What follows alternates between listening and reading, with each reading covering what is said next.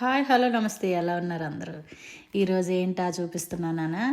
గుమ్మడికాయ అండి, బూడిద గుమ్మడికాయ వడియాలు పెట్టాను, అన్నీ పెట్టాను, చూపిస్తాను రండి. స్వీట్ అండి, అది చూసారు కదా, స్వీట్ చేశాను. హల్వా అంటారండి, బూడిద గుమ్మడికాయతో హల్వా చేశాను. బాగుందండి. మరి చేసే విధానం ఎలా చేయాలో ఏం చేయాలో చెప్తాను, మరి చూడండి. బూడిద గుమ్మడికాయని బాగా క్లీన్ చేసుకోవాలండి ఫస్ట్, ఎందుకంటే ఆ బూడిద పోయేదాకా కటింగ్ చేసుకోవాలి మంచిగాన. అవన్నీ సీడ్స్ అన్నీ తీసేసాను. ఆ పైన గుజ్జులా ఉన్నది కూడా తీసేసుకోవచ్చండి. నేను కొంచెం తీసాను. అంతా క్లీన్ చేసుకొని ఒక గిన్నెలో వేసానండి. అన్నీ క్లీనింగ్ అయిపోయి ఇలా తురుముకోవాలండి. క్యారెట్ తురివే దాంతోనైనా తురుముకోవచ్చు. క్యారెట్ తురివేది లేదంటే మిక్సీలాగా చేసుకున్న, అంటే కొంచెం పీసులుగా ఉంటుందండి మిక్సీ చేస్తే. అలా వాటర్ వస్తుంది. వాటర్ తీసేయాలనుకుంటే తీసేసుకోవచ్చండి.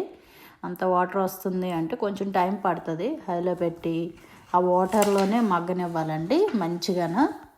వాటర్ అదంతా తీయాలనుకుంటే కొంచెం వడకట్టి తీసేసుకోండి కావాలంటే. నేనైతే తీయలేదు.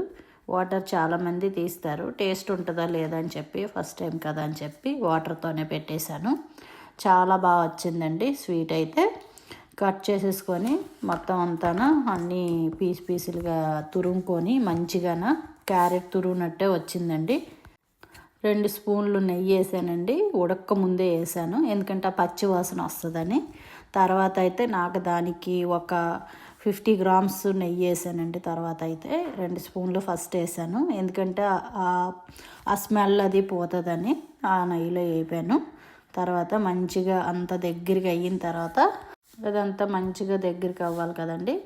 అయిపోయిన తర్వాత కొంచెం అంటే చాలా టైం పడుతుందండి ఇది. అంటే వాటర్ లేకపోతే కొంచెం తొందరగా అయిపోతుంది.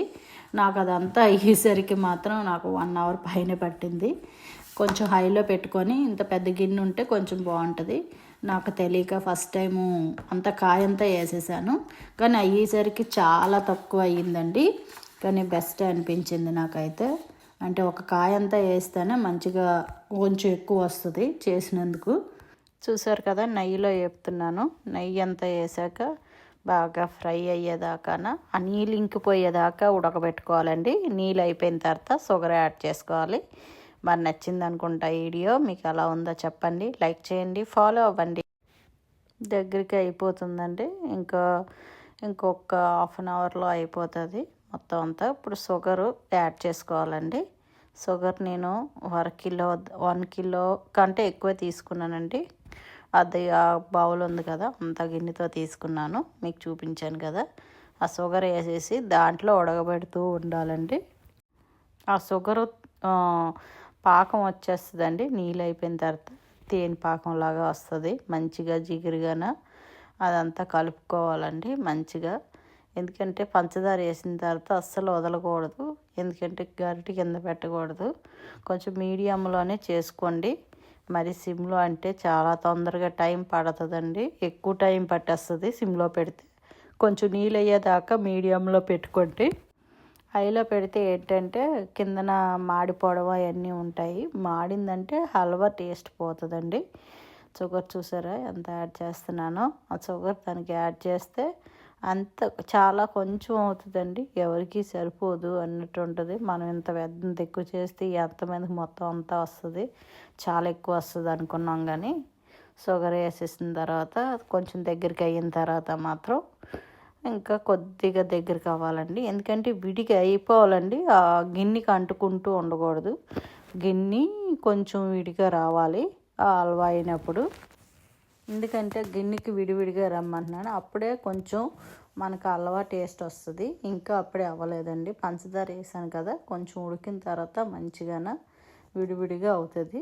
అప్పుడు హల్వా తయారైపోద్ది. నేను జీడిపప్పు ఇంకా కిస్మిస్ అవన్నీ వేసాను కదండి, అవన్నీ వేగించడం చూపించలేదు. యాలక్కాయ పొడి కూడా వేసుకోవాలి. కొంచెం యాలక్కాయ పొడి వేసుకున్నాక జీడిపప్పు వేసుకొని నీట్గా ఉంచుకోవాలండి. చూసారా గిన్నెకి దానికి ఎలా ఇడిపోయిందో, అలా ఇడిపోతే కొంచెం బాగుంటుంది.